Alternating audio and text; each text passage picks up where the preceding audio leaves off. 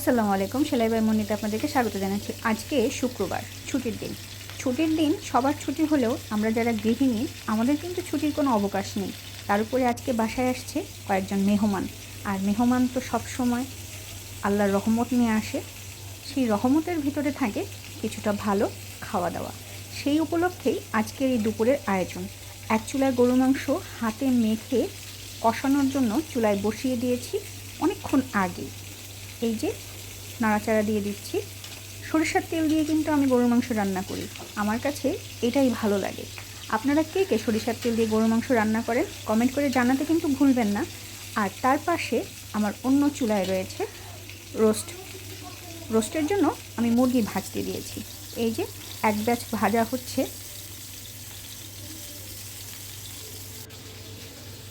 এক ব্যাচ ভেজে কড়াইতে তুলে নিয়ে আবারও আমি অন্য ব্যাচ চুলায় দিচ্ছি, আর আবারও আমি গরু মাংসটা নেড়ে দিচ্ছি। যেহেতু কষানো হবে, গরু মাংসতে পানি দিইনি, মাংসের নিজস্ব পানিতেই মাংসটা কষানো হবে, তারপরে পানি দেব। দেখেন কত পানি বের হয়েছে মাংস থেকে।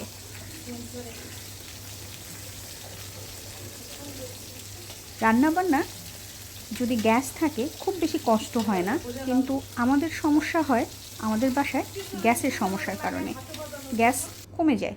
এই যে আমার মুরগির মাংসগুলো ভেজে নেওয়া শেষ, এখন আমার গরুর মাংসও কষানো প্রায় হয়ে গেছে, তেল ওঠা ওঠা ভাব।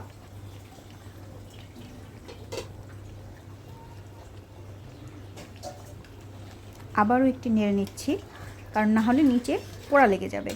আর এই মুহূর্তে পোড়া লেগে গেলে পুরো মাংসেই পোড়া গন্ধ আসবে।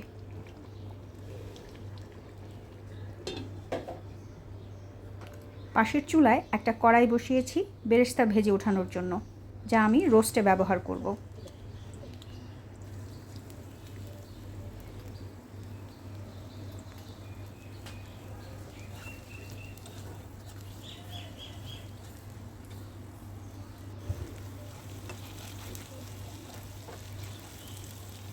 আপনারা কে কে বেরেস্তা ভাজা হলে শুধু শুধু খান? আমি কিন্তু খাই। এই যে আমার গরুর মাংসটাও কষানোর কাছাকাছি চলে এসেছে, ঝোল প্রায় কমে এসেছে। এই যে আমার বেরেস্তা ভাজা শেষ, কিছুটা আলাদা সরিয়ে রেখেছি, আর কিছুটা বাসার সবাই মিলে এখনই খাচ্ছে। আর এই পাশে পানি গরম বসিয়েছি গরু মাংস দেবে বলে। গরু মাংসে আমি সাধারণত গরম পানি ব্যবহার করি। গরু মাংসে গরম পানিটা দেওয়ার পরে আমি অন্য একটা কড়াই বসিয়ে তার ভিতরে রোস্টের জন্য সব মশলাগুলো কষিয়ে নিচ্ছি। খুব আহামরি কিছু না, নর্মাল যে মশলা সবটাই। আমি অত ভালোভাবে খুব বেশি মশলা দিয়ে কোনো জিনিস রান্না করি না, আমার থেকে আপনারা আরও অনেক ভালোভাবে রান্না করতে পারেন অনেকেই।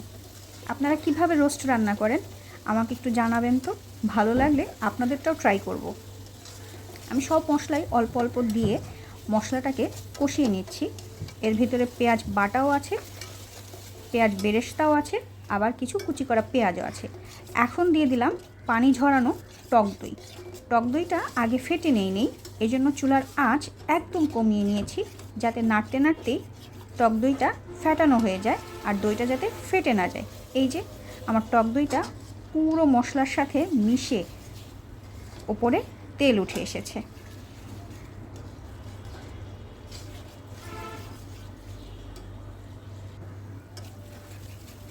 এই যে আমার মশলা কষানো শেষ, এখন এর ভিতরে আমি ভেজে রাখা মুরগির মাংসগুলো দিয়ে দেব।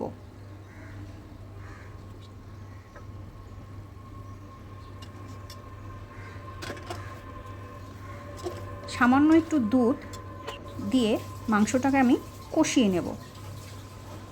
এই যে আমার রোস্টের জন্য কষানো হচ্ছে, অল্প অল্প করে তেল উঠে আসছে। যখন এটা আরও একটু কমে যাবে তখন আরও খানিকটা দুধ এবং টমেটো সস দিয়ে পেঁয়াজ বেরেস্তা দিয়ে ঢেকে রেখে দেব।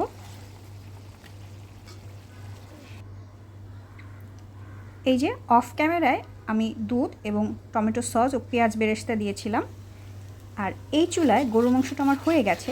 এখন আমি পোলাওয়ের জন্য পেঁয়াজ এবং আদা রসুন ভেজে নিচ্ছি। সরি, পোলাওতে আমি রসুন খাই না, আদাটাই দিচ্ছি।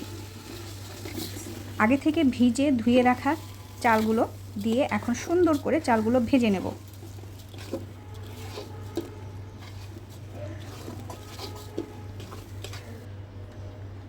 এই যে যতটুকু চাল তার দ্বিগুণ পরিমাণে পানি দিয়ে এখন আমি চুলাটাকে ফুল হাই হিটে রেখেছি।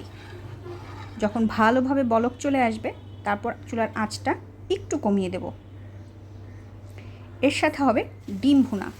এই যে গ্যাস কমে গেছে, এখন তাই ইন্ডাকশনে ডিম ভুনা করছি।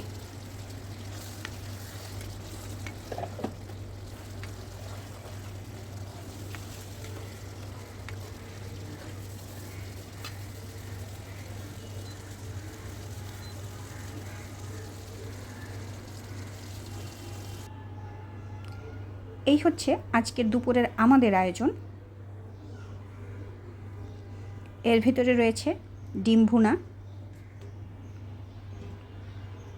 গরুর মাংস। ও ভালো কথা, আমি কিন্তু গরুর মাংসতে আলু দিইনি। আর এই হচ্ছে মুরগির রোস্ট, পোলাও, এবং এর সাথে বেগুন ভাজাও হয়েছিল, কিন্তু তখন আমি ক্যামেরা অন করতে ভুলে গিয়েছিলাম। আর যেহেতু মেহমান আসছে, মিষ্টি কিছু তো থাকবেই। এর সাথে রয়েছে সেমাই। পায়েস রান্না করতে চেয়েছিলাম, কিন্তু যেহেতু গ্যাস নেই, ইন্ডাকশনে রান্না করতে অনেক সময় লাগবে। কেমন হয়েছে জানাবেন। আল্লাহ হাফেজ।